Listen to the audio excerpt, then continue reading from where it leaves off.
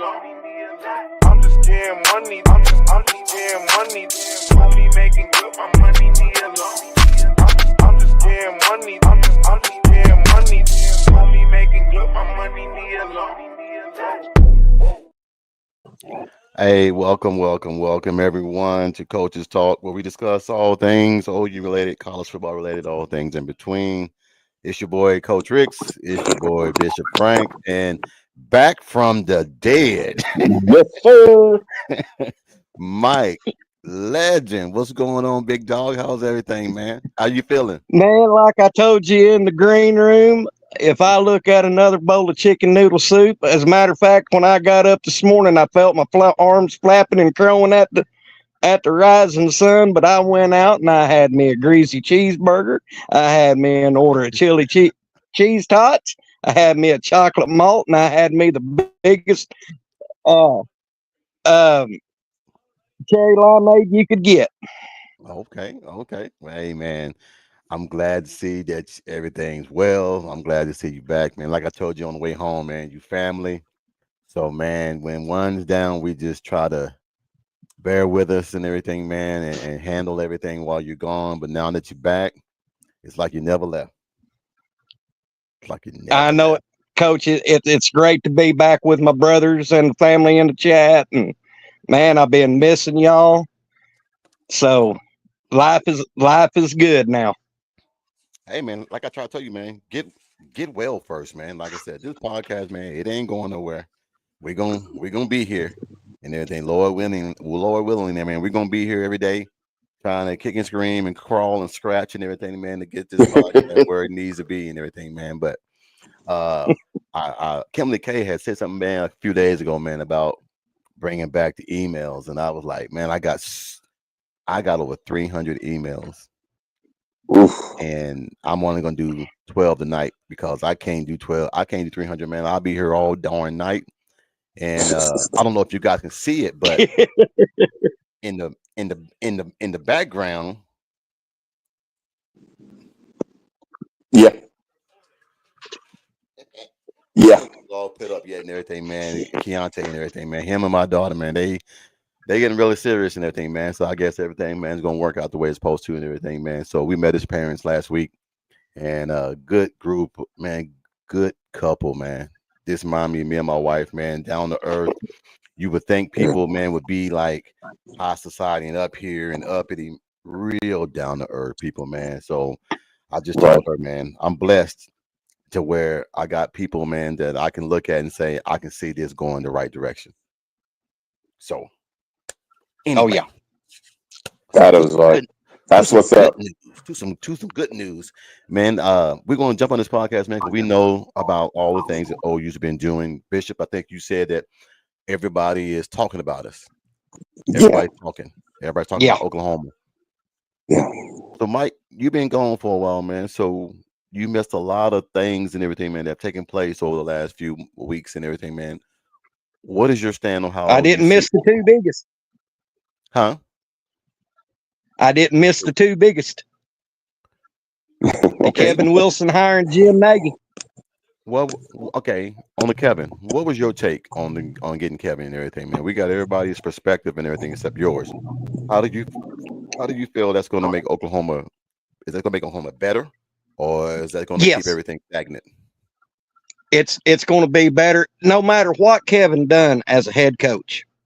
Yeah. Let's not forget what he did at Oklahoma. He gave us two Heisman Trophy winning quarterbacks. He was an assistant with Jason White, and he was full-blown OC with Sam Bradford. And let's not forget what Kevin Wilson did to that offense with Bradford, Jermaine Gresham, DeMarco Murray, and Mark Bradley and those cats. We set the standard in high-scoring offense. Now, no matter what he did as a head coach, having him as an analyst is going to add more tools in the toolbox for Ben Arbuckle.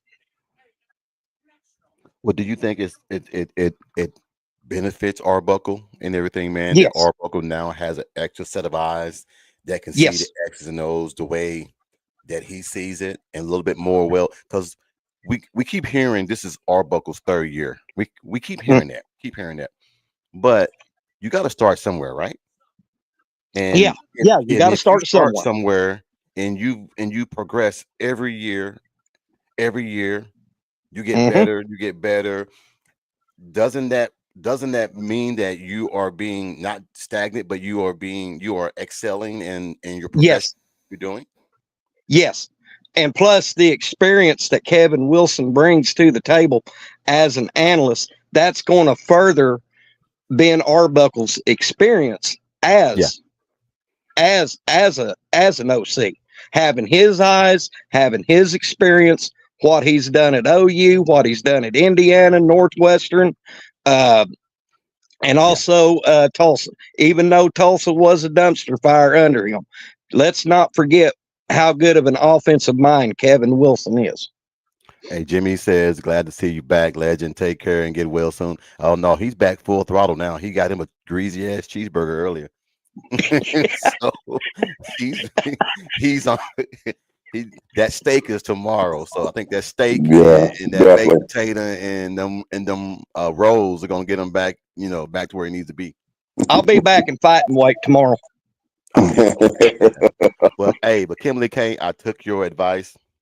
Uh this is the reoccurrence or the long awaited return of the emails. Like I told the guys, we got 300, but I can't go 300. So what we're gonna do every Thursday now, man, you're gonna see these three faces every Thursday. I decided that Legend been gone long enough. We got to get him back up to speed. So every Thursday we're gonna have Thursday conversation with Coach and with Mike Legend. We're gonna have the show of all three of us and everything, man. And we're gonna keep this going, man, because I think that a lot of us have a lot to say at times, man, but we don't get a platform to say it, unless either you guys are on here or we're on Mike's show or we're on Jason's show. So I Yeah, think it's better to have something that's ours to where we can get yeah, on here and we can, Right. all say our piece. Yeah. right. So there are some emails, and to be honest, man, I was shocked. Some of the emails were for you guys too. Oh, Some of the emails are for you guys too and everything, man. So I want to jump in real quick because I want to get on this Jim Nagy hire, man, because I think that's a home run hit. And I think we need to address that and break that down because he has evaluated talent for the Senior Bowl for how many years? 5 or 6, Eight. Yeah. 8, Easy. 8. Even if you do it for 2 years, you know how much footage you got to watch. You know how many Yes, coaches you got to talk to. Yeah. You know how many relationships you got to have with different places. It's going to help OU so well because not only did he do it for college, he was evaluating talent for 7 NFL teams. Right. So he's the guy. They always say he's the guy that you go to that before you go see the banker. He's the guy. He's the guy that yeah, has every number Yeah. of any AD, or any general manager in the NFL, any owner. So the scouting that he has is very, I don't want to use that word. I'm just going to say Oklahoma hit a home run yes. hiring him. Yeah. Let's just say the legend ain't as hard on Joe C anymore. Well, Hey, we're gonna get on that too because yeah. I knew you was gonna say that. I knew you was gonna say that, and I know how you felt about Josie. So we're gonna answer some of these emails and then we're gonna jump Go right ahead. back on that because Go I ahead. Go ahead. really want to address it because I think Josie took the pressure off himself. Yeah. By doing his hire. Yeah. All right. I just wanted to say, I think he heard the voices in the avenues. Yes. Oh, So, yeah. Well, we all want people to like us. We all want people to respect us. We all want people to see what we're doing is something great. When you do things, man, that people question your character and people question why you do this, it kind of, you're only human. right. You want to make Correct. it right. You want to make it Correct. right. So this was left field, man. This came out of nowhere. But to come out of nowhere and be so major is man, I don't know. Where it might go. Oh, he'll come back in. Anyway, let's go on the emails, Bishop, and everything, All man. right. This is from James Mitchell. He said, "Hey, Coach, James Mitchell here. I am a former football player at North Dakota State, and I got turned onto your show by a friend of mine who always says that you are a legit coach because you tell it how it is. And I just wanted to say I've subscribed and will be watching going forward. I wish you the best, James. That's pretty cool. Like I said, man, That's awesome. my wife, she goes through these sometimes and everything, man, and put them in line for me. Because I don't have time to, but I just think, man, that just to get emails, I'm happy to get emails, man, because Yeah. for people to take time out of their day to email me or Correct. email us, hey, man, I'm blessed because I would have never thought people would want to email me or send something to say or ask a question. So I'm blessed on that. And just real quick, hey, Yeah. shout out to Miss Ricks for doing that, man. That's nothing like. We appreciate you doing the emails like that for Coach. Oh man, she's on top of that, man. Like I said, Yeah. she was the one that she was the one that told me about starting a podcast. So that was on her. Hey, Mike, did you hear that first one? What's that? The first email? No, I didn't, sir. It just says, "Hey, Coach, James Mitchell here. I'm a former football player at North Dakota State, and I got turned on to your show by a friend of mine who always said that you are a legit coach because you tell it how it is. And I just wanted to say I've subscribed and will be watching going forward. I wish you the best, James." Oh, God bless you, James. Hey, NDSU ain't a bad club either. dude, I was like, damn, North Dakota State. Is that like North Dakota State? Like where the dude from Kansas State came from? Mm-hmm. Is that it? Mm-hmm. Oh shit. Okay. I thought it was just hey man, look, I feel pretty good now. Out of the D2 level schools, NDSU is my favorite team. Yeah, because they played football the right way. Championship mindset. No doubt. Yep. Exactly. All right. Second one is from, it says, "Hey Coach, is that Daniela? I'm Daniela Young from Rock Hill, South Carolina. I wanted to ask you, I wanted to ask you how Mike the Legend is doing. He hasn't been on the show since last month. Is everything okay? Just curious and concerned. Be safe." There we go. There you go, Mike. There we go. Daniela, I had double pneumonia. With all the weather changes, Bishop or Oklahoma weather doing its thing, it caught me with my britches down, and it was my own fault. I went outside with a wet head doing something my mama told me all of my life, and had to get firewood after taking a shower, and it hit me. So, but Daniela, I'm back to fighting weight again, and the Legend is feeling good. That's what's up. That's what's up, man. That's what's up. Thank you for that, Daniela. Yeah. That's Thank you, Daniela. That's like 30 minutes from where I live and everything, man. So that's pretty cool and everything, man. Daniela Young, checking on Mike Legend. That's pretty cool. Yeah, that I appreciate that. All right. The next one. "Hey Coach, what's going on? This is Matthew Duncan from Danport, North Carolina. I'm on the board of trustees for the Charlotte Legacy Foundation, and I wanted to congratulate you on being nominated for the Legendary Leadership Award for Outstanding Excellence.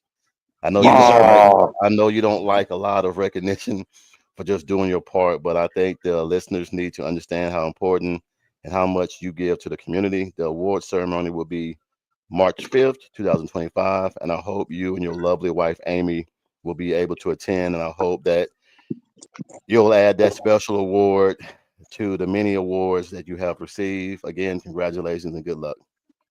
Oh, You deserve it, Coach. You deserve it. Boomer. I've been Boomer, I heard about it a few weeks ago, man, and my wife, told me, man, I mean, I don't like to get emotional, but she said that I need to take that more. I need to take that to heart because, to be recognized for just doing community service and just doing something, man, that's not something that you got to do, something that you want to do, and then someone nominate you to get an award, that's something that you need to take, highly. You know, so Yep. I appreciate that, Matthew, man. I really Well, do. well, Coach, you're just humbleness drips all over you, and you were just one of the finest people to ever breathe fresh air. And you might not realize it, but you're blessed beyond anything you know. And Coach, it very well deserved for that award, sir. Thank you, man. I Absolutely. appreciate it. I appreciate that, man. I ain't never been this emotional before, man. It's I don't even know why she put that in there, but you know, Nah, it is Thank you, Miss Riggs. it Thank you, is what Miss it is. Ricks. Damn, they caught me off guard on that one. Hey, but Good. we'll keep it moving. Hey, Coach, my name is Lewis Johnson, and this question is for Bishop Frank.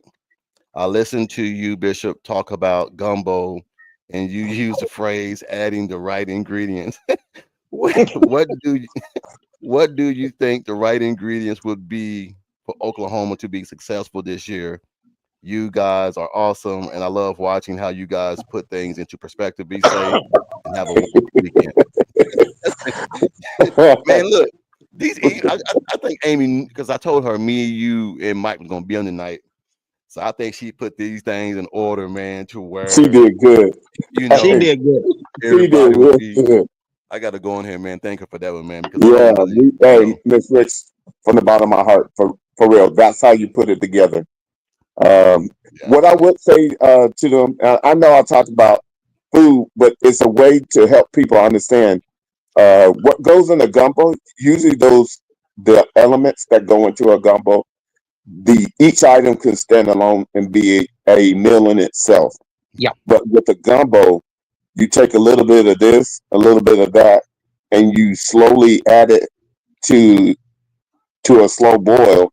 So with Oklahoma, this last piece Yeah. with Jim Nagy has put us in overdrive. It was the necessary piece because we need. Everybody keeps saying that it needs to be an NFL platform, an NFL foundation. Guess what? He has been running that combine and being able to know how to He's put been running the people Senior Bowl. He's been running the the Senior Bowl. Senior Bowl. Yeah, the Senior Bowl. He's been connected to the NFL. You start thinking about that and being able to help these young men. Also, making sure a certain 24 karat gold excellence is kept. Yeah. Because he's brought here to take us to the next level. So Jim Nagy and every other piece is what we were needed. That's why it was so tough of a year. So I hope that helps out with the gumbo. I'm going to add my 5 cents to that gumbo. Jim Nagy, when you have a perfect roux for a gumbo, Jim Nagy is the perfect roux. It There you wasn't burned. go. It was cooked just right. Now that gumbo is going. When you put that cayenne pepper in there, known as John Mateer, it's going to be spicy. Yes. Hey, Jason, just by you saying that, man, look, hey, I'm gonna tell you something, man. Dang. I'm a very religious person and everything, man. And when Jason came in here and just said that, I know God is good because listen to this. Hey, Coach, this is Eric Martinez from Lawton, Oklahoma. Was wanting to ask you, with Billy running a sub 4.47 followed by a sub 4.43 time in his 40 at the NFL Combine, where do you see him going? Also, where do you guys see him playing at the NFL level? Thanks, by the way. Love the podcast. And then Jason just threw up here. Did y'all see the 4.42 Billy Man, threw on the board at the Combine? Hold on. I want to make sure. Hold on. I don't know if they can even see that, but I got all the questions. I'm trying to blow this up. I don't even know how that can be. It's hold on. Yeah. Sub Yeah, I see it. 40. Where's that? No, Man. right there. Sub Yeah. 40. So Man. I just think, man, that I don't try to be very religious on podcasts, man, and that in politics, I just try to keep them separate, man. But sometimes, man, when when God's on your side, man, it just certain things happen. Certain people get put in your life for a reason, like Jason. Jason got put in my life for a reason. Me and him, man, Yeah. it's like big dog. And there's certain things that we talk about, Bishop, certain things me and you talk about, Mike, certain Yes, things sir. me and you Yes, talk sir. about. So I say this, man, is that's why we do this. It's not just Yeah. about football. It's about life. It's about other things as well. Yeah. Yeah. So I just love it, man, that how things finally work out the way it's supposed to and everything, man. Yeah. So Yeah. And if I might could interject to everybody that watches us, this is the actual way that you attack. When you get kicked down, you get back up and you start swinging, and that is Sooner Magic. If you really want to Yeah. know the essence of it, that is Sooner Magic, where you might gonna hit me, but you better be ready for all 12 rounds to give me that same shot, because we coming back with everything we got. And that's the 24 karat gold standard that Oklahoma Yes, has sir. established. yeah.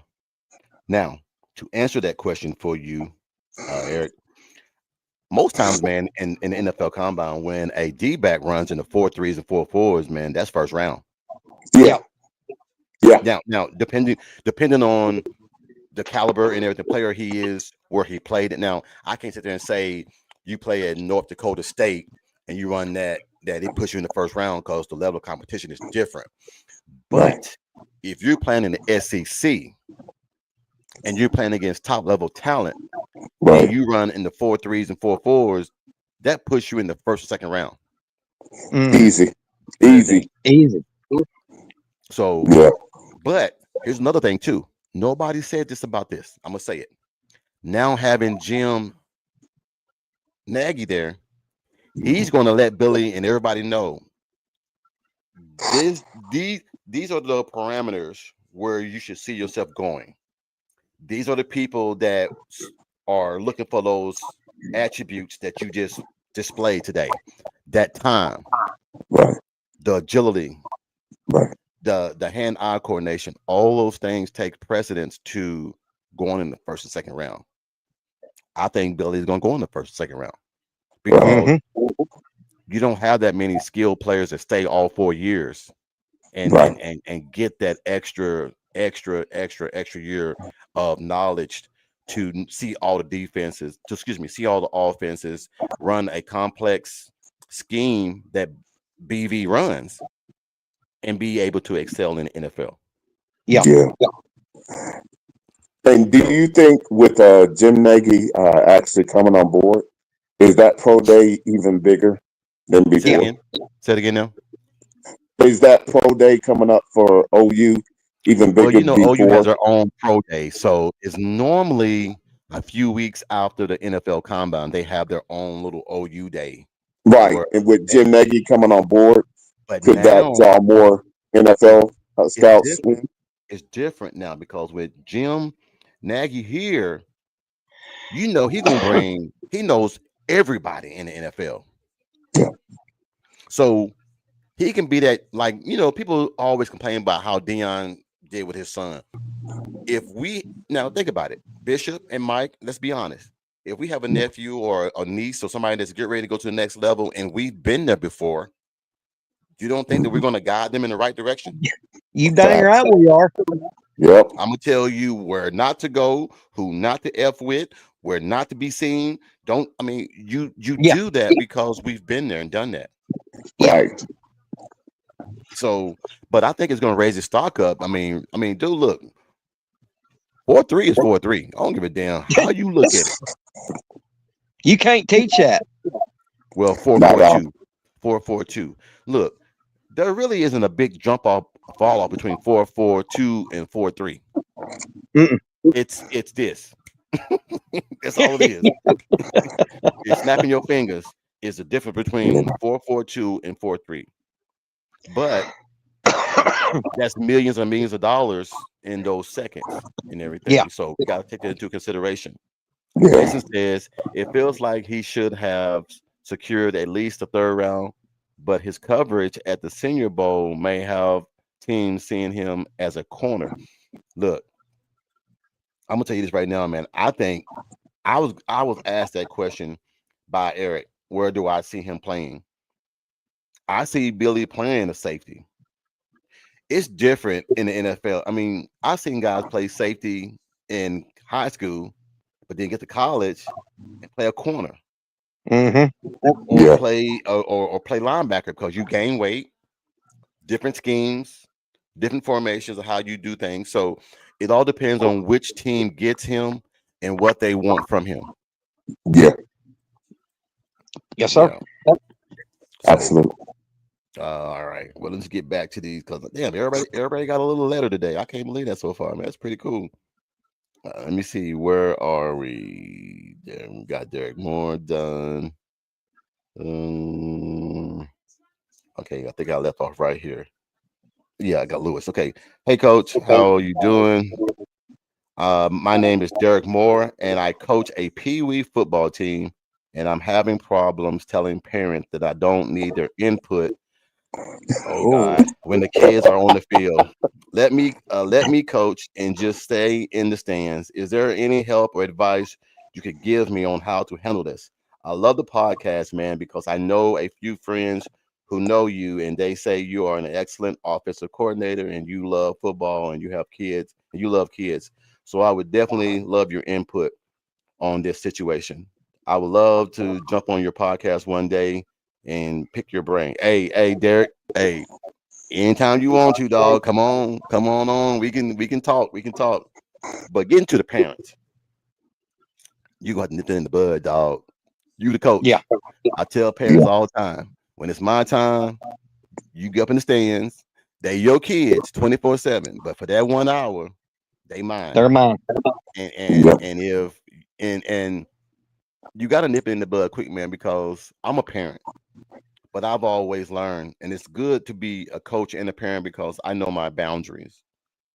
I know how I would want my practice to be handled. If my kids are playing with somebody else and I'm not coaching, I don't even watch. I sit there on my phone and do other things because I don't want to be a distraction. That coach know I'm a coach, but I don't want to be that coach that be like trying to coach my kid through somebody else. What's y'all input on that? I agree, Coach. Sometimes, now I've never coached, but my brother coached back in the day, coached T-ball. And let me tell you something. He had to dang near how can I put it? He had to corral the parents. And these are just little bitty kids, just out there having fun, and the parents always want their kids to be the superstar. Yeah. And Yeah. you gotta corral them doggone parents. Yeah. I mean, Well, I know for me, it's I said it. I usually have my parent night when I was coaching to make sure we set a foundation that they understand. Hey, I get that. They're your kids, but when they come into our family, this is what the rules are, so they know up front. If someone is not on the field, they're missing it somewhere.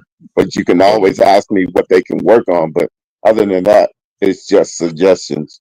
I will coach the way I need to coach. yeah, man, that's hard, man, because a lot of parents think their kid is the next best thing, Yeah. and talking to people and their kid, everybody's different about their kids.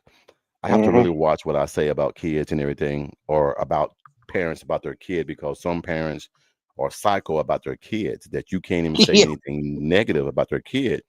And it's not negative, it's just that you're trying to give them criticism that can help them and mold them into the better player. Right. So I always just tell parents and everything, during practice, be up in the stands. If I need you, I'll come get you, I'll holler at you. But other than that, let me do my thing. Because apparently you trust me enough that you put your child on my team because you've seen or you've heard of what I've done. So let me do my job. And if you can't do that, take your child and go home. Thanks. That's one thing you're gonna have to do. What's his name again? You're gonna have to do that. My phone keep going black.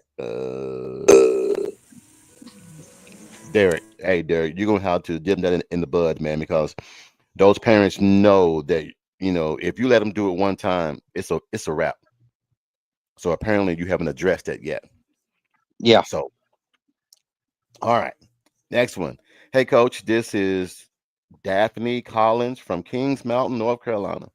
I wanted to ask you about the Oklahoma softball team. Uh-oh.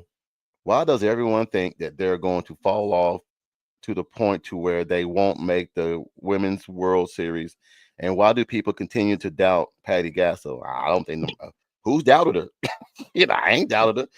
I ain't Continue to doubted her. doubt, continue to doubt Patty Gasso just because she lost that stellar class. Thank you, and we love the podcast. Keep up the good work. Well, first of all, I don't think nobody's doubting Patty. Mm-mm. I just think that look, I watched them play earlier, and they're young. Yeah. That's it. There ain't no seniors on. I mean, is there any seniors on this team? I have to look, Coach. I'm being honest. I've been watching them a while But we're a ago. young team. I mean, even if you do got a senior or two, that is just two. But out of a 20 woman roster, you got two, maybe one senior. So it's a young class. I'm going to Hey, say let me this. Go ahead. go Oh, ahead. go ahead. Go. We that chick that took over for Jada Coleman, once she gets in the groove, she is going to be the next Jada Coleman. Boy, she is good. That's David. She's from the one that's from Utah. Yeah, What's her name? Oh I can't God, think of it. I wasn't even thinking about doing softball questions today. I would have figured it out. But is a center field. It's a center field from Utah. And Hmm. yeah, she's just like Jada, but all these girls are young and they're just learning to play together. You Yeah. gotta look at it. Jada Coleman and all those girls were together 5 years. 5 years due to COVID. 5 years. Trust me, they know each other in and out. Yeah. But this team right here, man, they are scrappy. They are scrappy dogs, and they're gonna make you pay. Now they might Hmm. not win it, but they're gonna still be relevant. Yep. Exactly. Bishop, you heard that question, or did you jump off? Nah, it my screen popped out. Go ahead. Question was, hey coach, this is Daphne Collins from Kings Mountain, North Carolina. I wanted to ask you about the Oklahoma Sooners softball team. Why does everyone think that they're going to fall off to the point to where they won't make the Women's College World Series? And why do people continue to doubt Patty Gasso just because she lost that stellar class? Thank you, and we love the podcast. Keep up the good work. But you know why? Because they're the big dog on the hill, and Yep. everybody just like when you know the New England Patriots were winning all the Super Bowls. Everybody was looking for somebody to finally knock them off.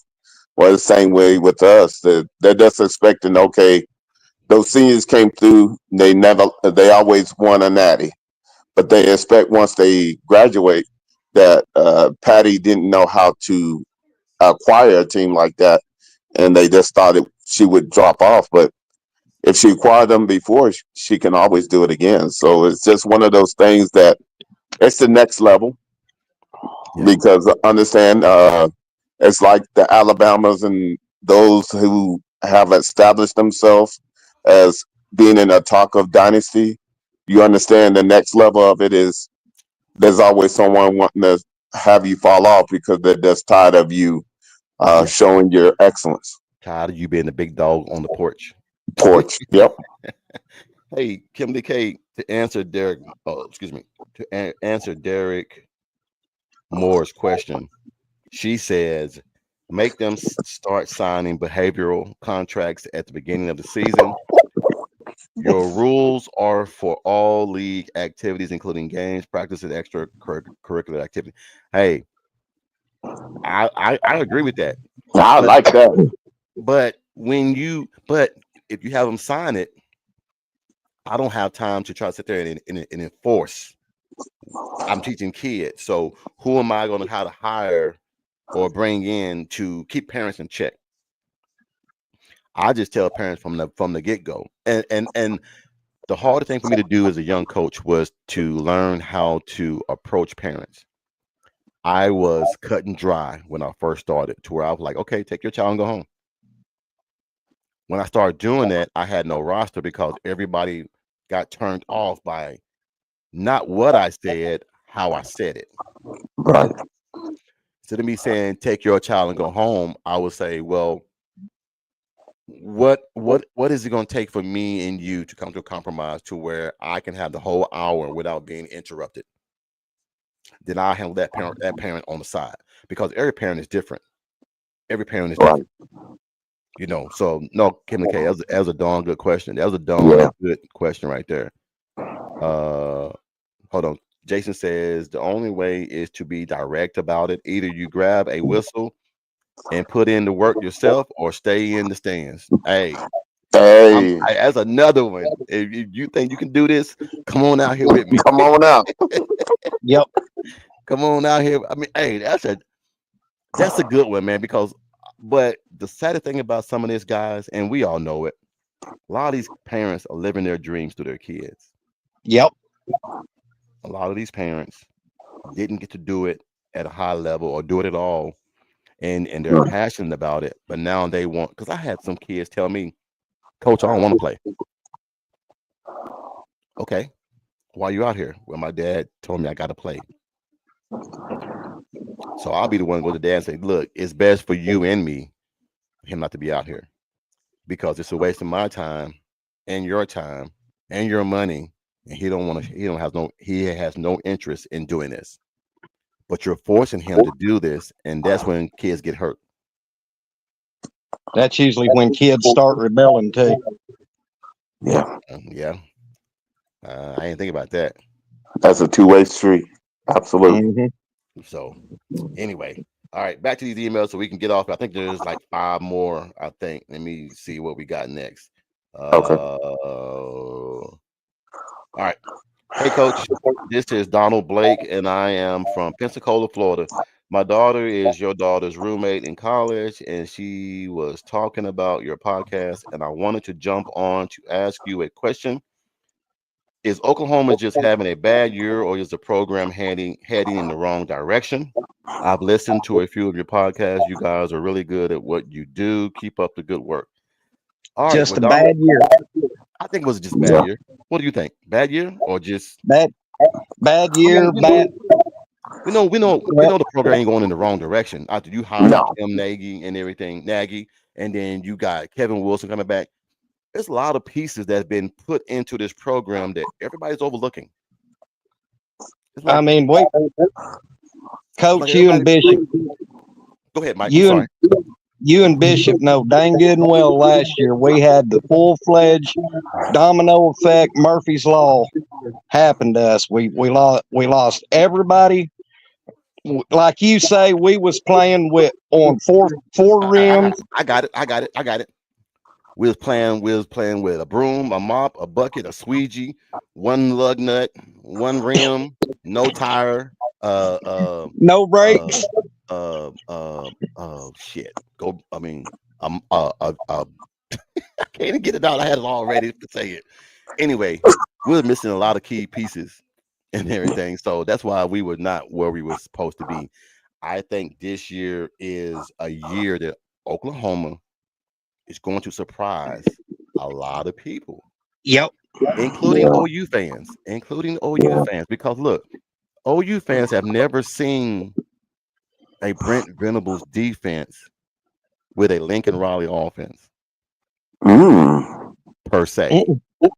Now, I'm gonna tell you this right now. Just you heard it from Coach first.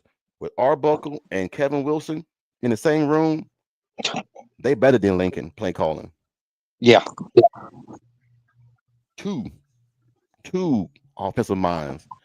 Lincoln got some good schemes, yes. But Lincoln has no admiration, no nothing about defense. He don't care about defense.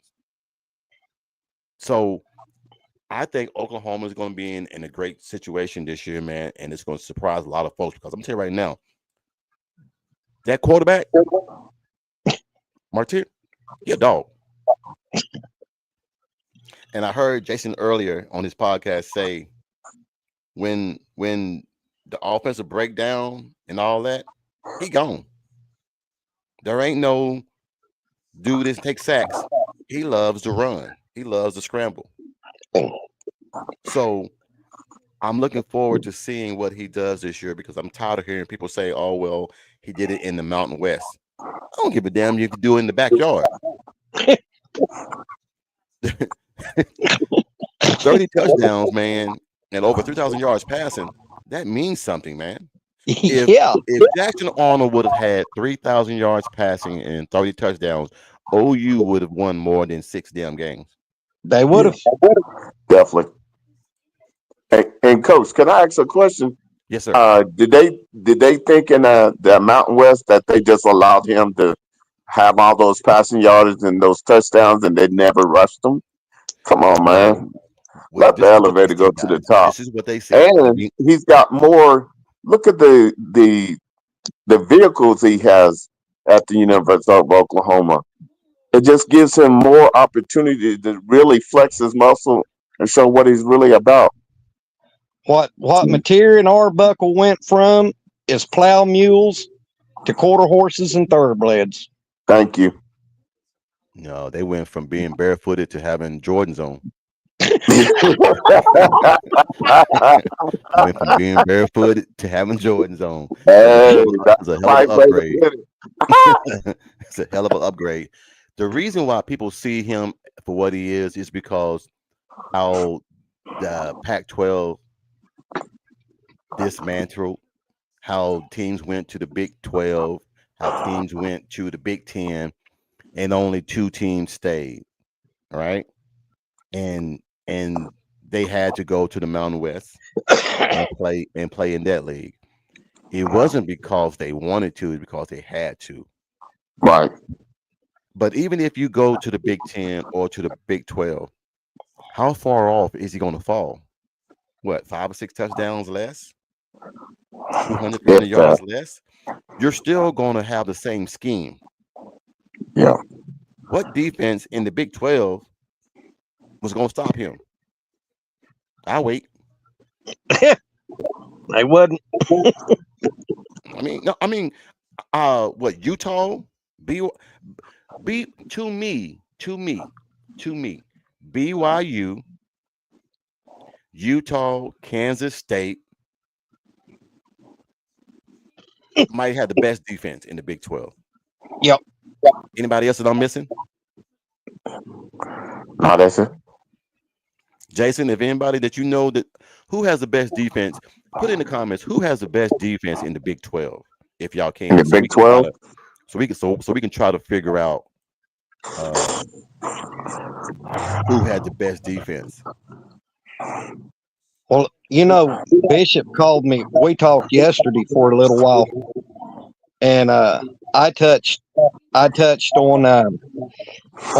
John Mateer, and I told this to Bishop because even though I've been sick in bed, I still look at my news and everything. Can you believe that it's been since Baker Mayfield that we've had a quarterback this involved with the program itself? Yeah. But I know what people mean by Baker, but Baker is a special breed. John Mateer ain't Baker. I will say that John Mateer is John Mateer and Baker Mayfield is Baker Mayfield. Now, watch this. Go ahead. If he comes in the next year or two in Oklahoma and wins a national championship, ooh, and he wins the Heisman, ooh, do you put him above Baker? I don't know, man. Ooh. Look at Bishop. Ooh. Well, because he came in and did something that Baker couldn't do. I would say in that aspect, yeah, I would put him above Baker, but let's make no jokes about it. Baker is probably, since Billy Sims and Little Joe Washington and the Selman brothers, the most beloved player that's ever touched grass at OU. I put it like this: by the time if he shows well and does what we think he could do, he would have definitely drawn even with Baker and them. Yeah. I was just using that because I think, man, that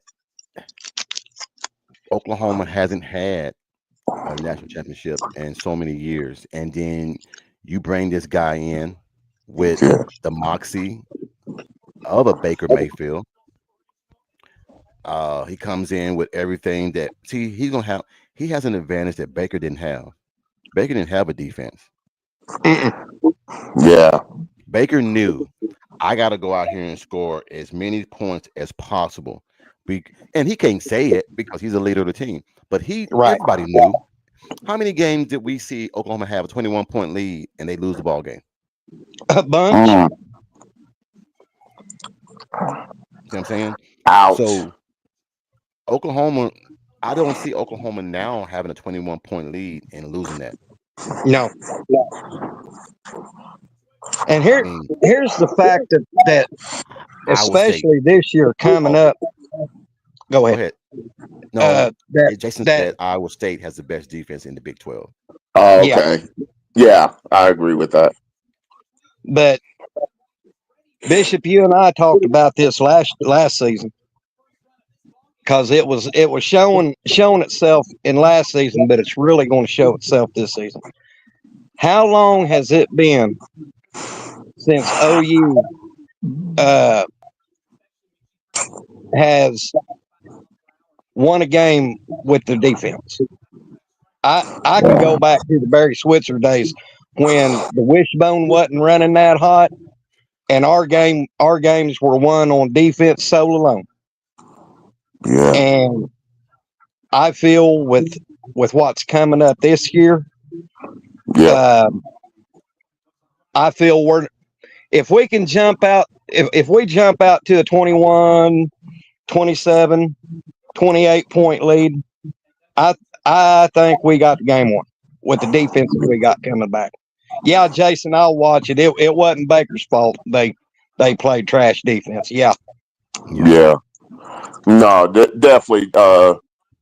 Let's just put it like this: it's the first time that we have the opportunity to be above average on both sides of the ball.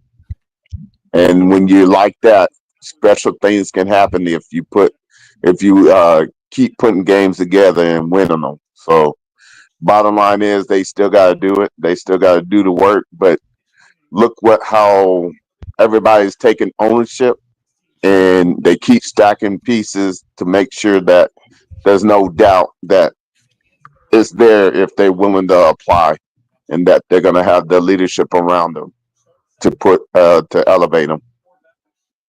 And Jason was right, and I said that just a while ago. John Mateer is John Mateer, and Baker Mayfield is Baker Mayfield. Yeah. And This is what I said, though. This is what I said. I ain't want nobody to misunderstand what I said. I said if Mateer comes in with all the hoopla as being Baker 2.0, and he comes in and in a year or two and he leads Oklahoma to a national championship and he wins a Heisman, do we put him above Baker? I say no, but some have said yes. I still say no I still say no on the fact that, like I said just a while ago, Baker is the most beloved OU player since the Selmans, Joe Washington, any of those guys, and Baker solidified his legend status at OU. So I don't, even though Mateer does win, let's say he does win the Heisman and national championship, I just wouldn't put Mateer above Baker because Baker, what you saw him do, he was a leader on that OU team for the time he was here. I mean, some of the games that was won was on Bake's shoulders, like against Baylor that one year. So I wouldn't put Mateer above Bake. What I would say though is that it's a welcome addition in Yeah. this time and age to go along with that defense and to Hmm. actually have an offensive coordinator and a offensive analyst that can really play call and put us in great position. It's a welcome addition to see what they can do Hmm. in this environment. Well, Now, will Mateer, if that happens, will Mateer etch himself in Sooner lore and legend? Oh yeah, Yes. oh Oh yeah, yeah. yeah. oh yeah. Anybody that brings OU a national championship is going to etch their name in Oklahoma Laurel. You might as well just go ahead and get ready for it, no matter who it Yeah. is. Yeah. But here's a question that I want to ask you guys. Okay. Do we all know everybody loves bacon. I'm a Mhm. bacon. I'm a bacon God. guy. I'm a bacon guy. Where do you rate Kyler? Right behind Bake. Yeah, Okay, no doubt. because he's a cheat code. Good Oh, God. Kyler's a do you cheat code. think? He's Do a you cheat code. think? Yeah, he was Whenever the XY button on the play controller. Now he he was Bo Jackson and Techno Bowl. yeah, yeah. Well, Jeez. Kimberly K says we can't yet. Mateer just got here, and Mike is right. Baker is close to our hearts. Yeah. Well, you know why Baker close to our heart? Why he's know go ahead. I hated it. Well, no, I didn't. I ain't gonna lie. I liked it. I'm not gonna sit here and lie to you. The Kansas game when they didn't even want to shake his hand, And yeah, and he went out there and grabbed Lucille south of the border, and yeah, and told them, you want some, come get some. yeah. That's what made me like Baker more than anything, man. Is because Is that the game where Baker put on a clinic against Kansas? it's when Baker Yeah. says, "I want the smoke." He said, "I want the smoke," but that's why people love. That's why the dancing with his players, man. The way he was on the field, man. The way he got out of, dude. He was a musician, man, trying to get out of those huddles without getting sacked and throwing the ball downfield, man. I mean, You know what? Go ahead, You Mike. know what done it with me for Baker What's up? was when he first got on campus. Bob Stoops didn't even know he was here, but he told Trevor Knight, Balls "I'm right taking there, your, man. I'm taking took your some job." That took some balls, man, because we were in love with Trevor Knight. Trevor Knight had just went out and beat Alabama in Yep. the Sugar Bowl, and he played lights out that game. And to Yeah, come knowing that was the guy, you have to have a lot of, they always say you got to have some big kahunas to come in here knowing that guy just played lights out and just got the MVP, and you're still coming here to walk on. Yep. So, hey man, look, I'm gonna get through with these emails so we can jump on more of Yeah. Jim Nagel and Yeah. everything, man. Go because ahead. I think we got 3 more, I believe. Okay. Oh, here we go. Hey, Coach. Bill McKinney here. I'm from Ann Arbor, Michigan, and I want to ask you a question about Oklahoma. I see Oklahoma as being a great team, just has some bad luck. Do you think my Michigan Wolverines can go into Norman and win that game? Hell no. Thank you guys for answering and responding to my email. Look forward to that game. I think it will be closer than most people think. All right, guys. What do y'all think? what? Repeat that again, Coach. Hey, Coach. Bill McKinney here. I'm from Ann Arbor, Michigan, and I want to ask you a question about Oklahoma. I see Oklahoma as being a great team, just had some bad luck. Do you think that my Michigan Wolverines can go into Norman and win that game? Thank you guys for answering or responding to my email. Look forward to that game. I think it will be closer than most people think. Not no, but heck no. Uh-uh. I Okay. don't. I don't Jason see. said note. Jason said note, Bill and Ann Arbor. I did not think you can come to Palace with shit. Jason, you stupid.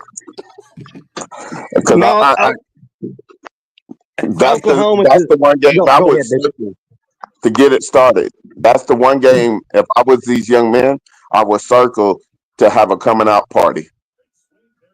Yeah. Yeah, I can see I that. just think with the talent OU has this year, with all the chess moves Brent Venables made this off season, guys, I don't see anybody coming into the Palace and beating OU. Dude, we as fans, man, we want and okay, let's be realistic. Let's be gentlemen here and try to keep it open and honest. Yeah, we are. I mean, if you are an OU fan thinking that OU gonna go in there and win every damn game, you stupid as hell. I don't. There are some fans thinking that Oklahoma is just gonna be undefeated. No, I'm No. realist. No. There are some tough games, but I don't like when people keep saying they have a hard schedule. They had a hard schedule last year. Yeah, They have but they have more weapons this year to deal with that hard schedule. yep. Yeah. Now, to play as bad as they played last year, they still won some meaningful games. They kept some good teams. They kept some good teams down for a while, but the offense just could not figure it out. I think that if Oklahoma can keep these teams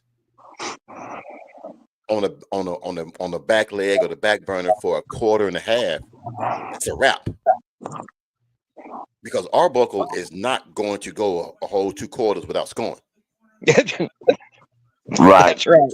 From what I saw him throwing his headset when he was listening and watching Joe John call that stuff and everything, he is persistent about his offense. I know I am about my offense. I know Bishop is about his defense. When we call plays and it don't work, it pisses me off. Because I game planned, I saw formations, I saw schemes, I saw what I wanted to run. I could give a rat's ass what you call on defense. My offense will still work because I'm going to put you in multiple situations to force you to see the whole field, not just one or two guys. Facts. So I think that's why they're not giving OU their flowers, because they're still seeing the same guys on the offensive line from last year. They're still seeing the disruptness. They haven't seen Ben Arbuckle call plays yet. So that's why we're still thinking about this. But once we see him start calling plays for Oklahoma, oh shit, it's over. And Jason said it earlier. I love him. I love it. He has so many multiple formations. Yeah. It looks like he's going to run the ball, but he passes. It looks like he's going to do a bootleg, but it's a run play. He runs these formations to see what your response is going to be. Then once he sees what your response is going to be, then the Bishop knows I'll run a bogus play to see what you're going to do.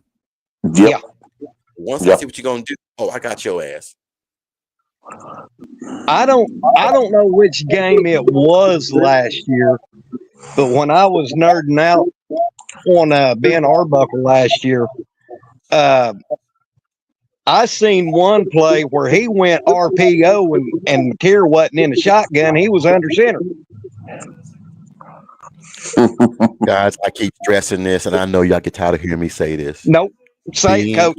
Under center is very, very difficult for a defense.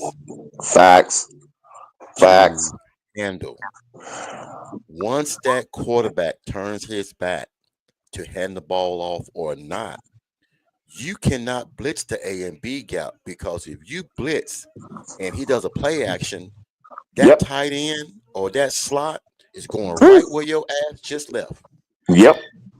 And think of it like this too, Coach. When you're under center, that fullback or running back has some momentum built up when the quarterback is under center and you're not back there at shotgun, and he can, once he hits that line of scrimmage, he, you know, that says a lot, you know.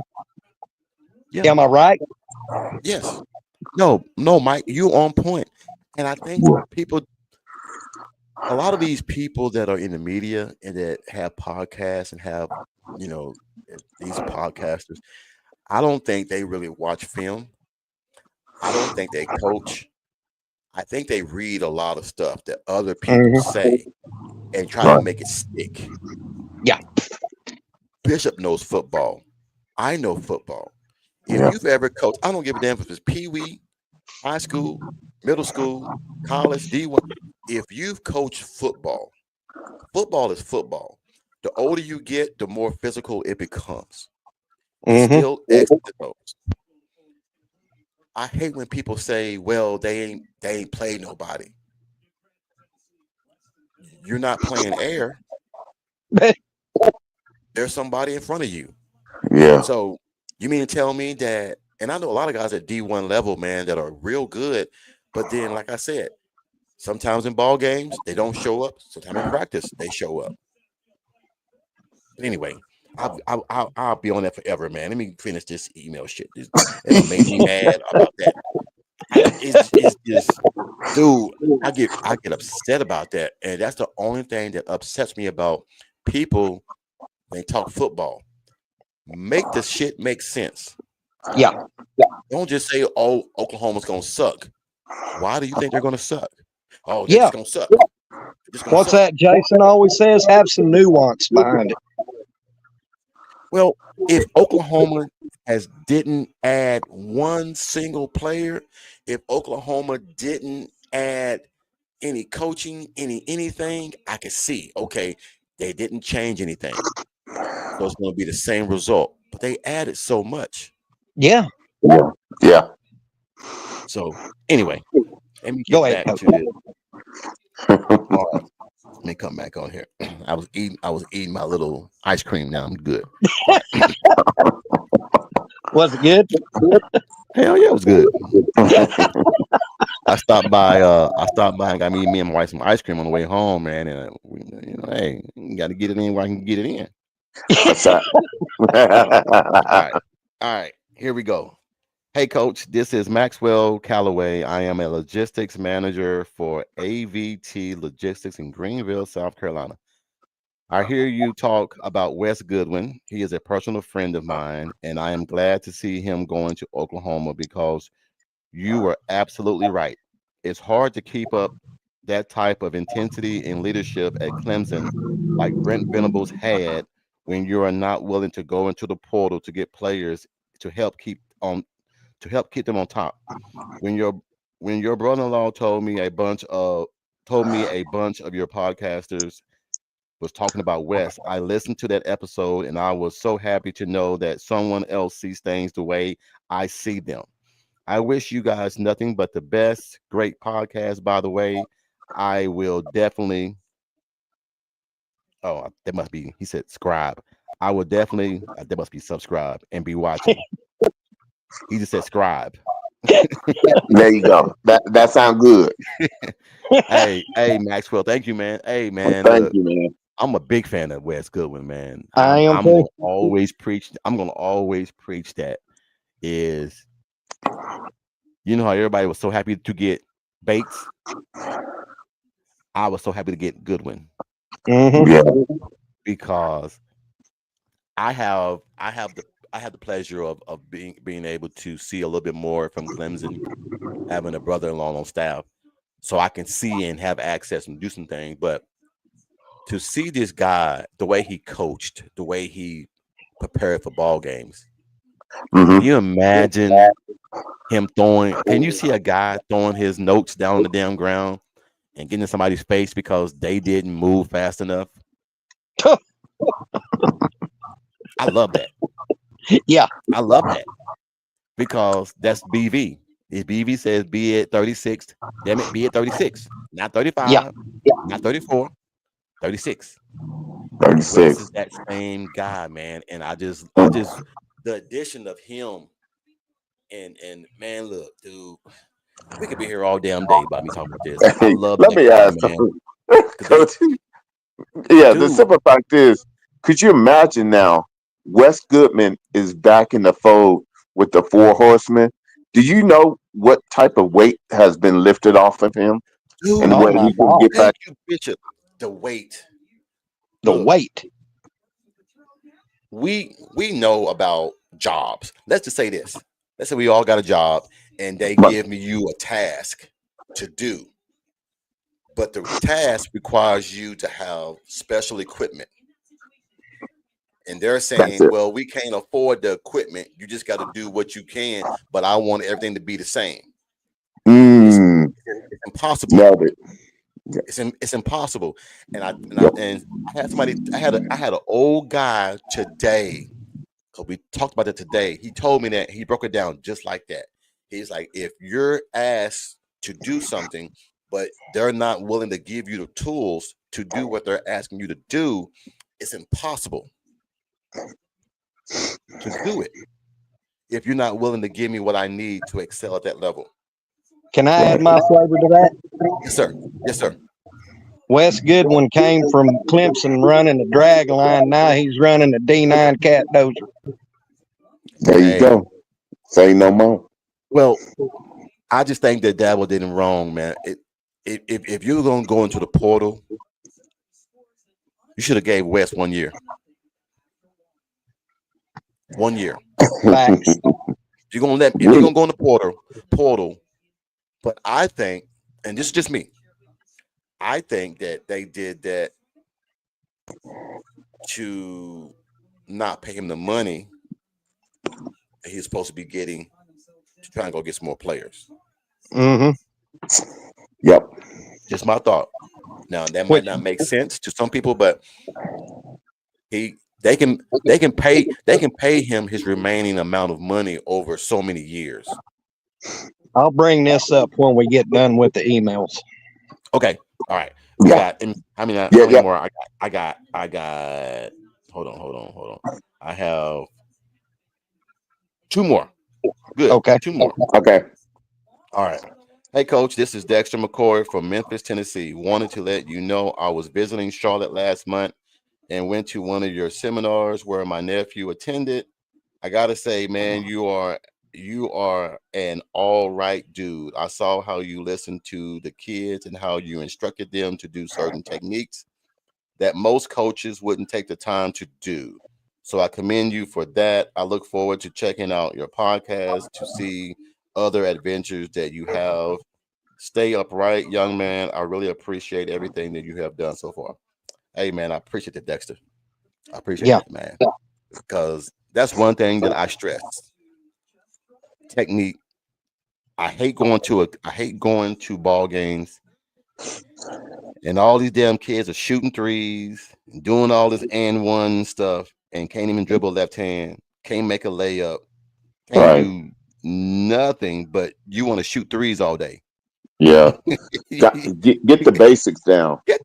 Look, Yeah. you can be a very, very good person, a very good player if you do the basics. I have a young girl, and I want to get her name right. So right, I want to say Naya. Okay, Naya is 5 years old. 5. She's playing up with the first graders. And wow. Yes, Awesome. 5 years old. Her dad. I'm gonna tell you what the dad told me. This is what a dad told me, and just off the subject, but I wanted to bring this up. He says, hold on. He said, I'm sorry, just bear with me. It's all right, Coach. You do what you got to do, buddy. Yeah, we're good. We're rolling with you. He says, okay, I'm all in. An hour sounds good. I could do both my girls and their cousins. They're 6 years old, 8-year-old, and 9-year-old. Her name is Sanera. That's her name, Sanera. Sanera really wants to be with you. Maybe we could get together and do 3 or 4 sessions with Sanera. She wants to be with you because she loves the way you were talking to her sister and made her sister Mm. better. Her sister went from 6 points to 16 points a game now. All her sister wants to do is watch LeBron James and old Michael Jordan videos and bounce a basketball around the house all day. Wow. 5 years old. Wow. So Beautiful. I say that to say this: when you find a coach, man, that's willing to invest the time into you, it means more. Yeah. And that's what I always tell myself, man, I'm going to take the time to show these kids, man, because I have girls and I have a sweet space, a sweet place in my heart for girls in a good way. That might sound stupid, but I don't go No, there. we know what you mean, Coach. We know what you mean, Don't go Coach. there. We're not. Yeah. I don't want my girls to be left out. I don't want my girls to be like, oh, well, you're a girl. My girls play with boys. They have plenty of nephews, plenty of cousins. They had plenty of cousins, my nephews, that they play with. They come in with a bloody lip. They come in with knees scratched and all this. And Amy was like, oh, I said, no, damn that. Go back outside. You're going to get that work. Because if you can play with boys, when you play against girls, you're going to be the one that's going to be physical. Yeah. And sure enough, my girls are physical. They're tomboys. They don't mind getting in the dirt. They don't mind going mud, and they don't mind getting out there playing in the rain and getting mud. And hey, they do that because I wanted them to be prepared for what life throws at them, other than Facts. sports. All right, I'm off that. So, all right, we got one more left, and then we're good, and then we can jump onto the OU stuff and everything. The last one. Oh, thank you for that, Dexter, man. I really appreciate it. Yeah, I appreciate it, Dexter. Oh, Beautiful. okay. Hey, man. Can you? I don't even know what that is. Oh, okay. Hey, Coach. This is Marcus Jones from Pensacola, Florida. Damn, from Pensacola, Florida. Just wanted to say, man, love the podcast, man. My daughter turned me on to your episode while she was there in Charlotte doing the clinic. Just wanted to know that's all she talks about is basketball now. So thank you for allowing me and my daughter to become close, because that's all I wanted her to do was play basketball. So I want to commend you for showing her the light and showing her the way to play in basketball. Hey, man, no problem, man. That's what we do. That's what we do here in Charlotte, man. When you come down here to the clinics, we love basketball, man. That's what we do. All right. So that's all the emails for tonight. We'll knock out some more next week sometime when we jump back in here. Now, let's get down to this major hire, Jim Nagy. Which goes hand in hand with my Wes Goodwin thing. What's up? Okay. Wes Goodwin's now at Oklahoma. Mhm. And when you go back and look at Jim Nagy, his front office experience in the NFL, he's been to 6 Super Bowls and won 4. Mhm. And all he's done with the Reese's Senior Bowl, his scouting of talent. When Wes becomes DC, what do you think that's going to do for Wes Goodwin, knowing that Jim Nagy himself is going through the portal, getting what they want? Well, that's a good Checkmate. question. That's a good question. No, go ahead, Bishop. That's a good question. That's a good statement, because Yep. who better to judge talent Facts. than Jim? Now, y'all can correct me if I'm wrong on this. I think the way I took it when I read Jim Nagy got hired is Brent is still going to handle the high school recruiting, right? And Nagy is going to handle the portal and all that other stuff. No. Nagy is Joe C's right hand man. Okay. Now Nagy is going to it's just like this. Look, let's say this. Let's say Bishop, you Josie, Mhm. Mike, you Brent Venables, Mhm. and I'm Jim Nagy. And I come in, and my main thing is like I always tell every job I go to, what do you expect out of me? What do you want from Yeah. me? Right. How do you want me? I mean, because I want to make everybody better, because now I work for the University of Oklahoma. I don't just work for Mhm. Brent. I work for the Right. University of Oklahoma. Right. So my main thing, and I'm going to use every tool I have, every attribute, every resource I have to make Oklahoma better. All this hire did was make Oklahoma more of an NFL type of program. Mhm. He's going to know. Look, and the best part about it too is he's going to know who to avoid. He's going to know who to go for. He's going to know he has every communication, every access to every NFL owner, every general manager. So yes, when guys jump in the portal, he already know who they are. The way I'm taking Jim Nagy is we got the Bill Bedenbow in the front office now. Mm. Yeah. Well, We got, put it like this. We got a Lamborghini, because Oh yeah. he just doesn't just do scouting. He knows how to actually financially put things together and put a staff together to make sure that everything runs smoothly and make sure Mhm. nothing slips through our fingers. What we just did is put ourselves in a national hunt. Yep.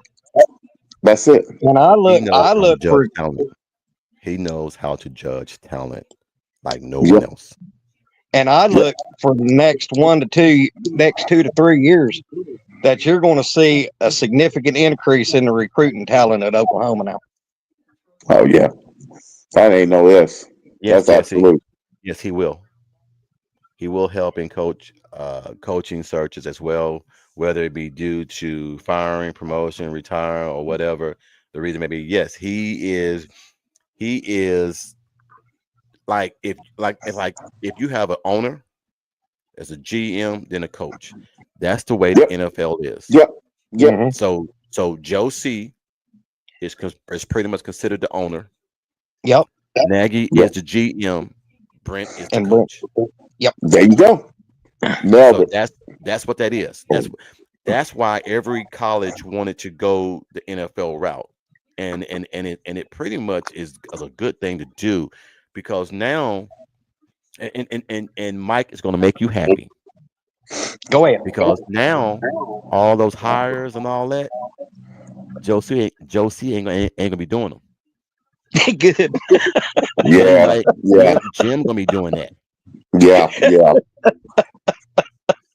Jim Nagy is gonna be doing that. But it look, a GM is to come in there, a general manager to come in there and oversee the whole program.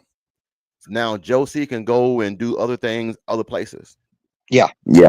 Jim Yeah. Nagy, you don't get a guy like Jim Nagy and let him come in here and you want to hold him hostage. Right. Right. You don't hire him and then give him limitations. Oh, you can only do this. No, come in here and do this whole damn thing.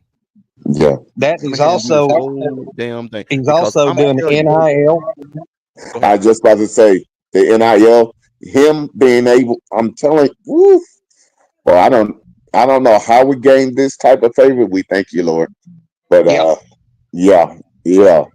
Well, here's the If thing. you talk about the NIL game, has gone to a new level, because if nothing else, his evaluation is second to none. He's Yeah. been doing it. So there's no ifs, ands, or buts about it. And knowing how to get the most out of your dollar is what he's been doing. I just thought about this, guys. This ups our game in recruiting because this can be sold. Brent Venables can go into a house now and say, "Look, I have the Senior Bowl executive for the past 8 years that has recruited talent. evaluated talent, has been to the Super Bowl 6 times, won 4 of them, knows talent, and I have him at OU right now.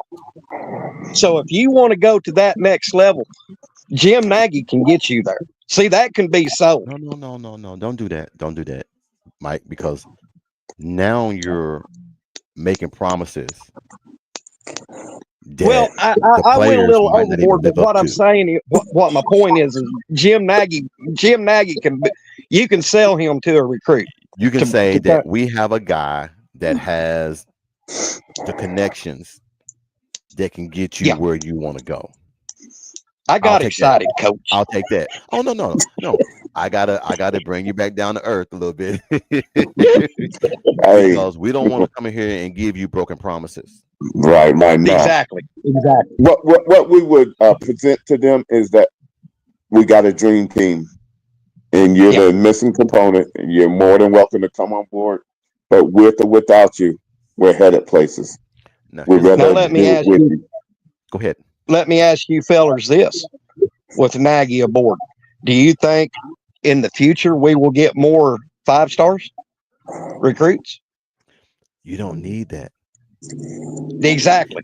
I'm just doing this for the negative Nancy's and some of the ones in the chat that says you need 5 stars. No, I know that, Coach. We're let's say we're all owners. We want to get maximum potential with low cost. Exactly.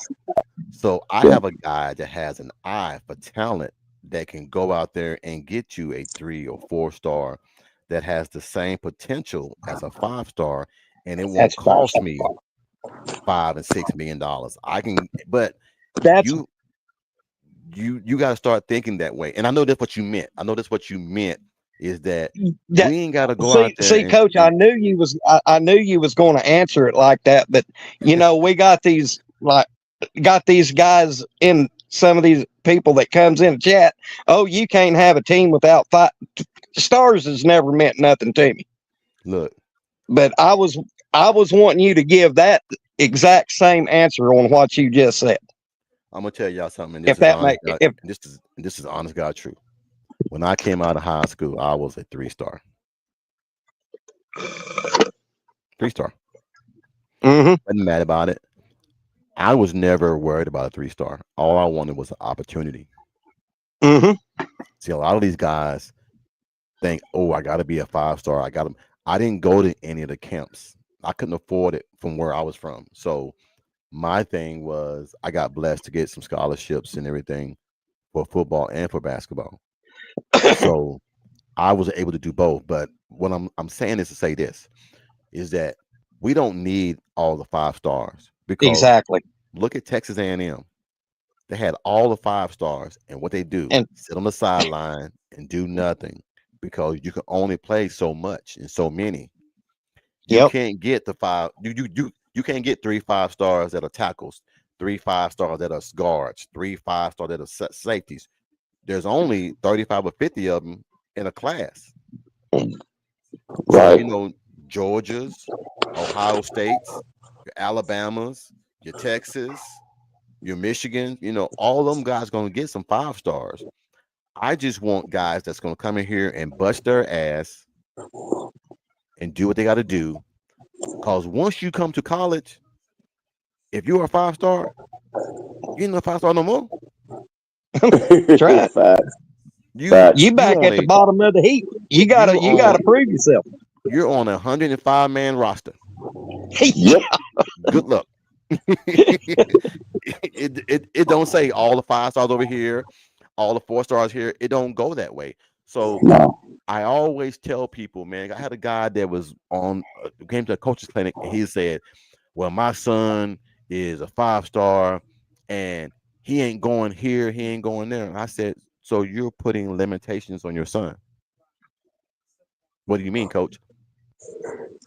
"Just because Texas didn't want him, or Michigan didn't want him, or all the top schools didn't want him, it's not about where you go now. It's about who's gonna pay you the most money." When have you ever heard a kid say, "I want to go there and I don't care how much they pay me"? You ain't never heard that.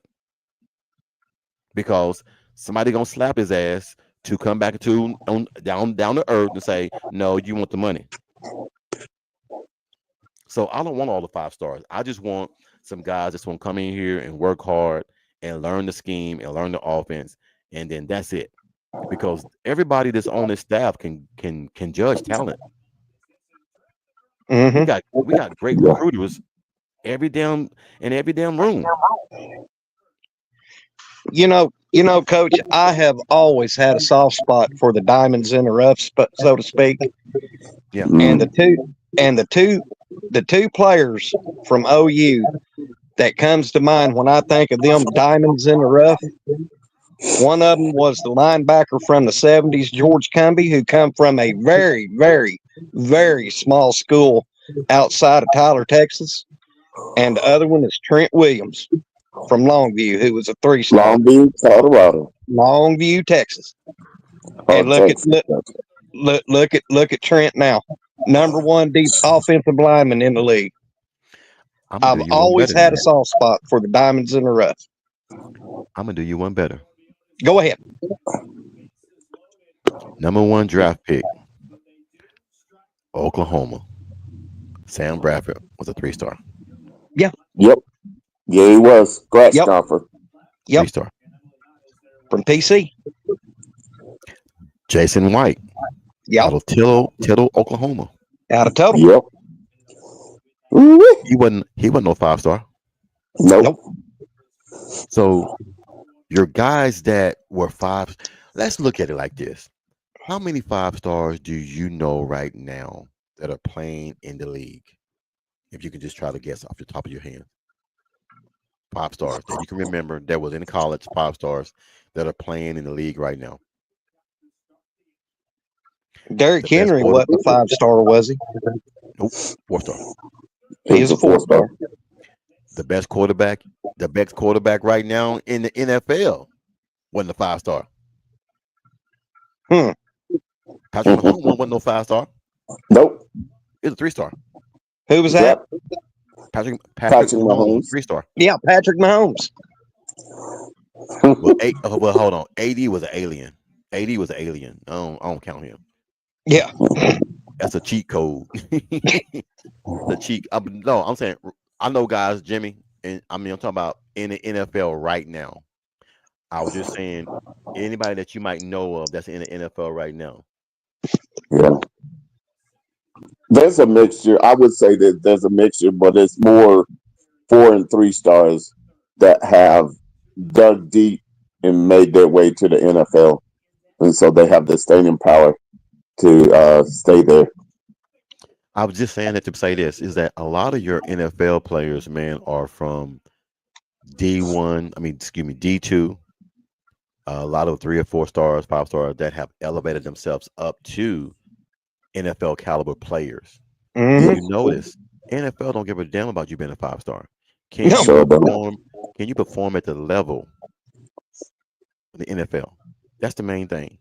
So we saw what that 4-man roster, we saw what that 4 down lineman did to Patrick Mahomes in the NFL. I think Oklahoma has the talent to put a lot of pressure on people in the SEC. You're playing 7 new quarterbacks. Good luck. Because they coming. Yeah. I'm going to use Dion's words. They coming and they bringing their luggage. They bringing their luggage. and it ain't cheap. That as good as our front 7 was last year, they're going to be way better this year. If you start putting together the amount of talent that we have on the defensive line, from in tackles to in, it's unreal. Oh yeah. Well, and a lot of it is something that they're so hungry that when they get the opportunity, they're ready to eat. Mm-hmm. Yeah. Do y'all with Stutzman being gone, do y'all see our linebacker core being as good or if not better this year? Better, more athletic, and more team oriented. Mm-hmm. You know, a lot of times, man, we counted on Billy and we counted on Stutzman to do a lot. Yeah. Yeah. And it kind of took them out of their comfort zone Yeah. to do what they needed to do. But I think right now, Jimmy, I agree with you wholehearted. I agree with you. But look, what other we don't know all the other programs. We don't. I'm not gonna say here and lie to you, but what other programs have the defensive line that Oklahoma has? That's notable. That didn't lose or didn't go to the NFL. Tennessee had a good one, but most of those guys are gone. Yeah. Carolina had some guys, they're gone. Texas had some guys, they're gone. They're gone. Alabama had some guys, They're gone. That's what I'm saying. It did Oklahoma pick the right time to? Yep. Is Oklahoma picking the right time to jail? Yes, and yes, get yes, everything turned and around? yes. Yes, yes, yes, and yes. Micah Parsons. Micah Yes. Parsons. Yeah. Julio Jones. Yes. He's a 5-star. He's in the NFL. There we go, guys. Keep them coming. I just wanted to know 5-star guys that are in the NFL. I was trying to make a point that you might have 10 or 12 5-stars in the NFL that were 5 stars. And the rest of them. Out of a what? A 90 out of a 52 man roster. And you got 32 teams. So if my math is, let me make sure my math is correct. Is your math? No, I'm just gonna make sure my math is right. 32 teams. Yeah. 52 man roster. So, Yeah. out of 1,664 people, we got like 8 or 9, probably no more than 15 5-stars in the NFL. Yep.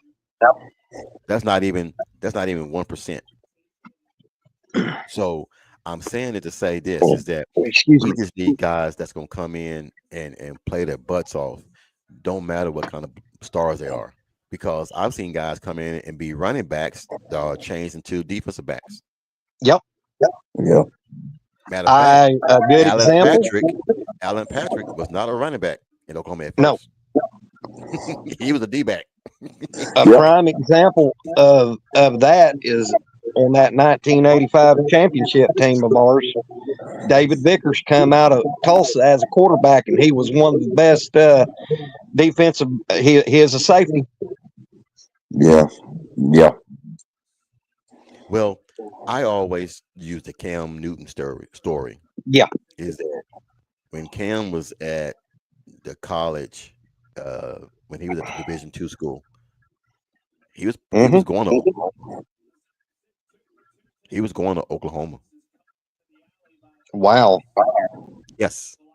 He was going. I didn't know that. He had a little podcast, and if you can go find it. Yes, Cam Newton was supposed to go to Oklahoma, and then all of a sudden, a mysterious bag of money, which they keep trying to say, well, his dad didn't take. That's why Cam Newton's dad was all like banned from all the games because he took money, and all of a sudden, Cam Newton went from predicted to go to Oklahoma to going to Auburn.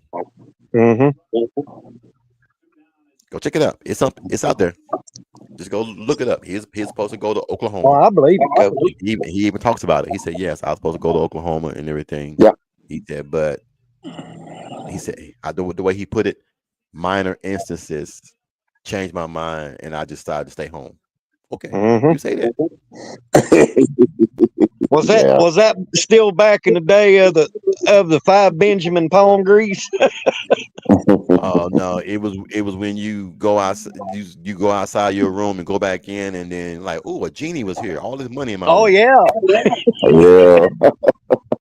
Where did the money come from?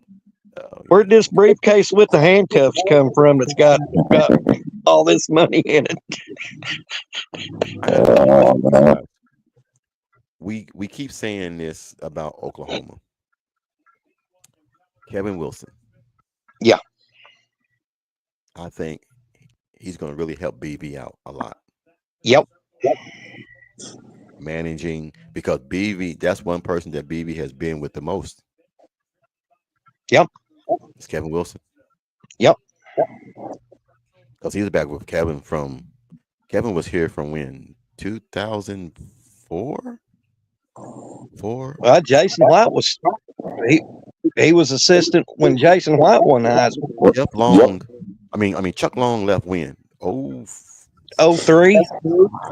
Right after that LSU debacle. Yeah. Okay. So, and then Kevin came in the following year. So 04, 05, 06, 07, 08. And then he left to go to Indiana. Was it 2010? Because I remember that's when Bradford got hurt against BYU the first game. Yeah. I'll say that to say this. I think he's going to help BV out a lot managing the games. I think all these pieces around BV is going to make BV his job easier, man. And no one's willing to understand that. All these pieces Oklahoma is adding to the cupboard, and we still keep saying, "Oh, they're gonna go 6 and 7." No, I just don't see it. So, anyway, me either, Coach. Hey, at the end of the day, a blind dog's a blind dog. If you hit him, he's still gonna holler. If you hit him, he's still gonna holler. I mean, so we can sit here and take. I'm like this. I want Oklahoma, like the thing says, Oklahoma wants the smoke. Oklahoma wants the smoke. We're not dodging it. We're not ducking. We're not running from it. If you want it, come get it. So I can't wait, man. Like I said, I just can't wait. I'm going to bring this one little piece up about Jim Nagy. 2 weeks before he got hired at OU, he was being interviewed by NFL teams. Yeah, dude, it just lets me know that it's not about the money. Mm-hmm. Cam could use BV right now and not for football. Well, man, look. I got my own issues with Cam. He's from Charlotte. Well, he's up. Well. Anyway, the way I don't want to get on that. Anyway, I'm just you guys about that off the air. I don't want to put it on the air because it seems to grow feet and grow legs when you see something on a podcast. Some guy that ain't worth shit says something about Cam, and now Cam mad. Damn about Cam being mad. It is what it is. I'm just saying. I'll tell you offline. Here's where I really think Wilson's going to help BV, and I don't think we've touched on it. Game management, in game management, and timeouts. Yeah. Hey, I want to make a bet right now between us three. Okay.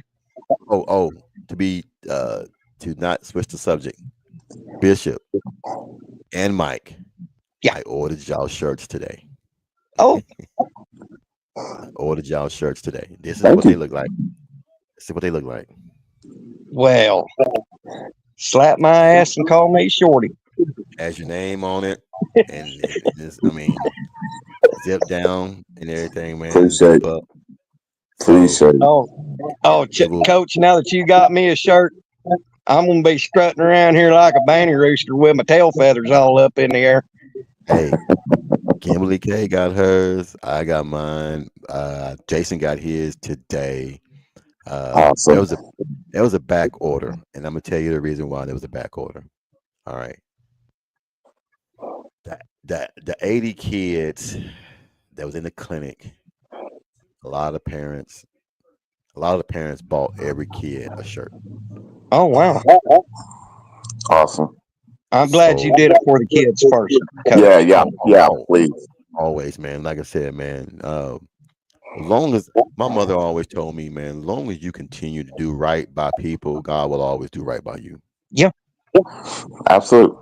I always believe that and everything, man. So Yes, sir. I've been married for 25 years, man, and I believe that every single day. Everything you do what you're supposed to do.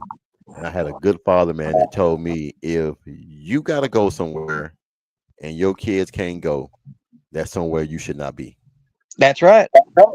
Facts.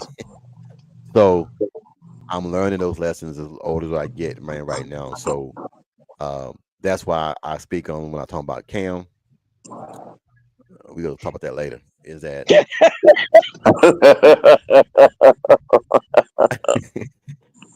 Mm, hold on, Jesse said uh-huh. it took me a minute to reply. I had to find the stats. Those are from 247. All right. The stats are 4-star is roughly 24%, and 3-star is 6%. So let's go back here. Naturally, more 3-stars and 4-stars in the NFL due to there only being like 32-ish 5-stars a year. However, five 5-stars have the highest conversation rate to the NFL than any other star level at about 62%. Okay.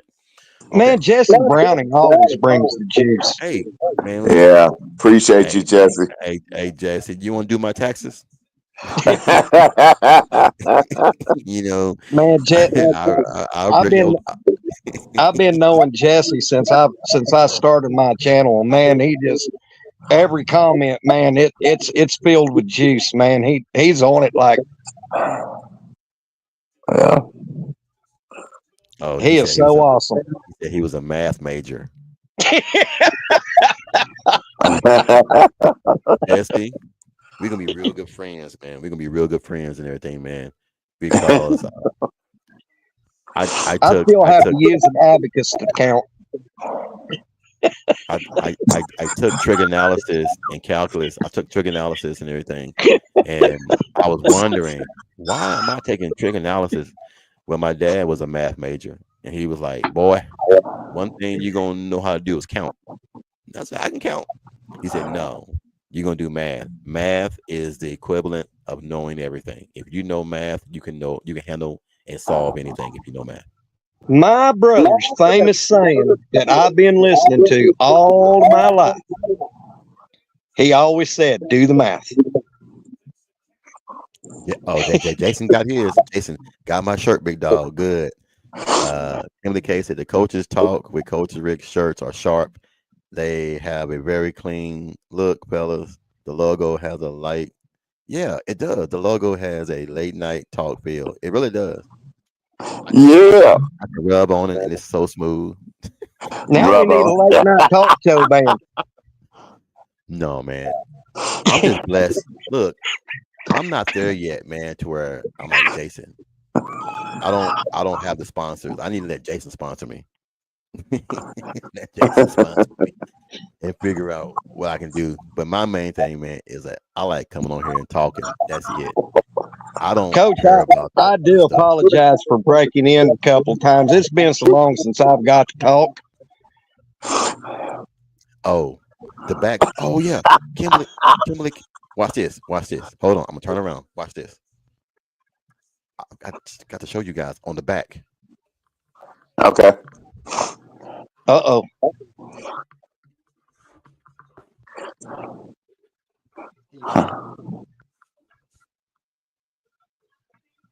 Uh-huh. Can y'all see it?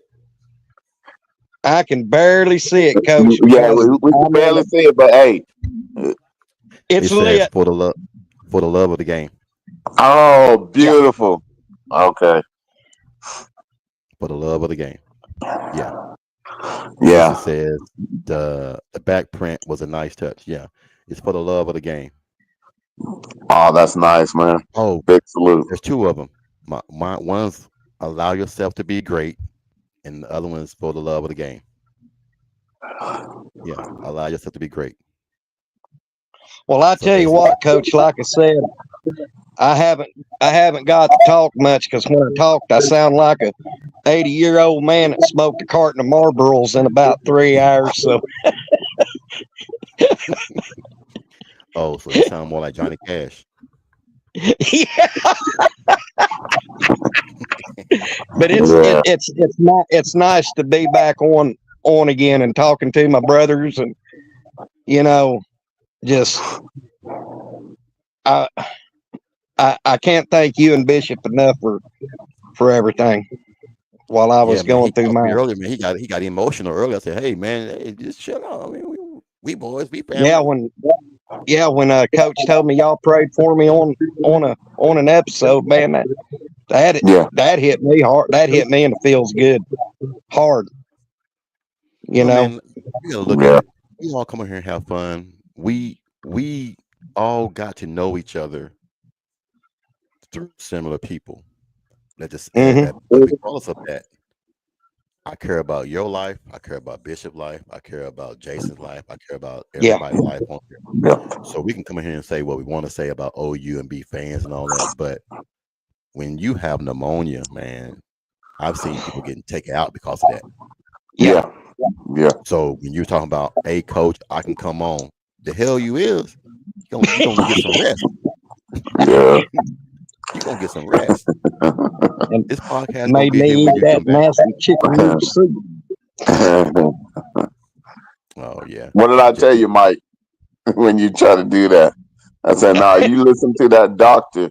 Yeah, yeah. Listen. Even Bishop got on to me, Coach. Yeah, Hey, man. he said, dude, look, sometimes we are our own worst enemy, man. Yeah, We don't know how to say no. Yeah. I'm a victim of that. I don't know how to say no. If it's a coach, I need help. I'm running, I'm coming. But some folks, I just can't say no. Yeah. Thank you, coach. I appreciate him. No problem, man. Like I said, he got his today. So Kimberly K got hers, Jason got his, y'all two's on the way. So Appreciate. and I still got to get Garrett's and his wife and everything whenever they get. Oh, Yeah, family. excuse me. That's what we are, man. We all family, man. So that's what it is. Yeah, that's what it You know, is. and besides God, between me, Coach, and Bishop, if it wasn't for Jason, we wouldn't be knowing each other anyway. Yeah. Yeah, he's the common denominator in all this. Yeah, Yeah. Jason's the common denominator in all this. Yeah. Big salute. I know he don't like when we shout him out, but big salute, man. No, he don't. But I'm giving him a shout out anyway, Yeah, he whether don't he like likes when it we or talk not. good about him. So I'm gonna say fuck him.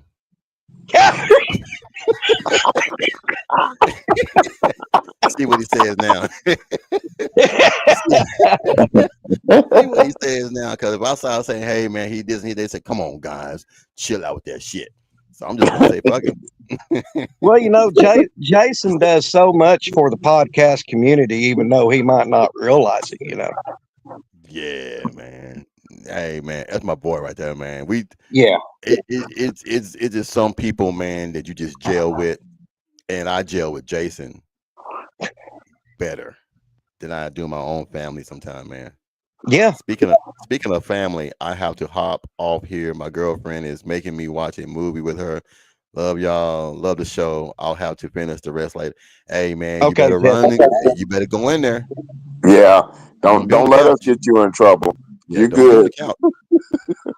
Don't do what I did and buy somebody else's shirt before my wife.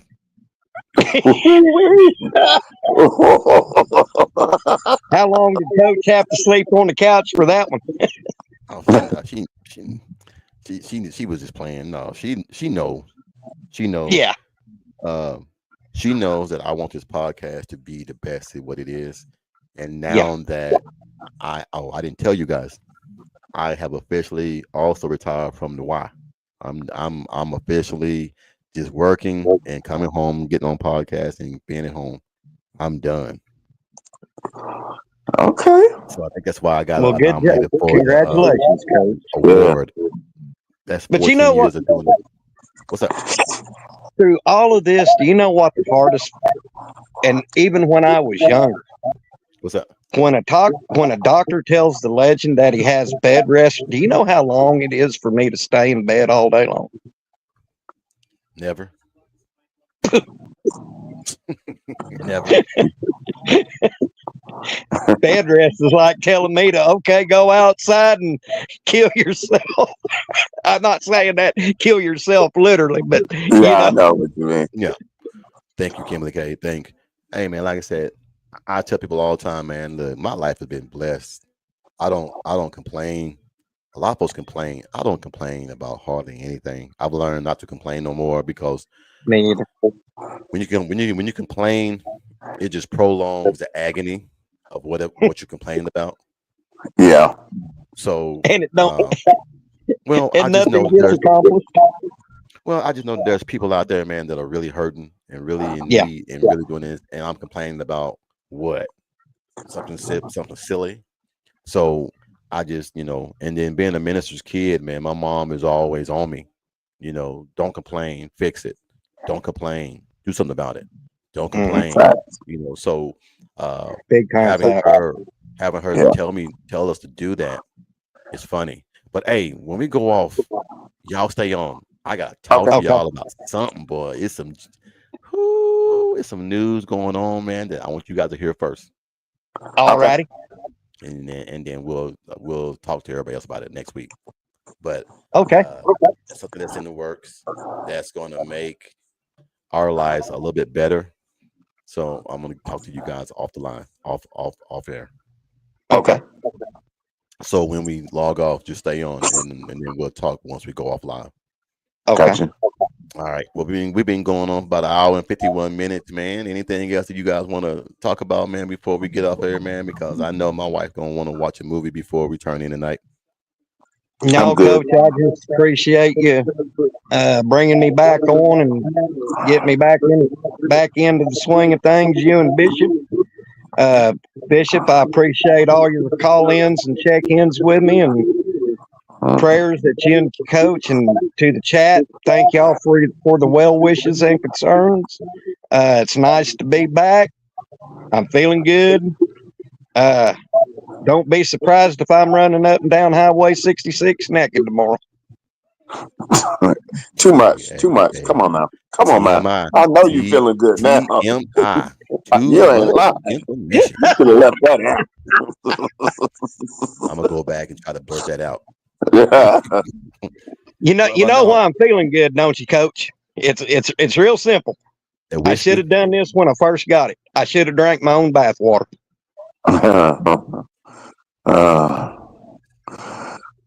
Can't help somebody. Well, he said he drink his own bath water. Man, you know what? Coach had to put his head in shame in that. No, look, I'm up here watching this old Austin Super Regional when Texas A&M had Texas down 5-0 softball and let them little things come back and win the damn game. I know.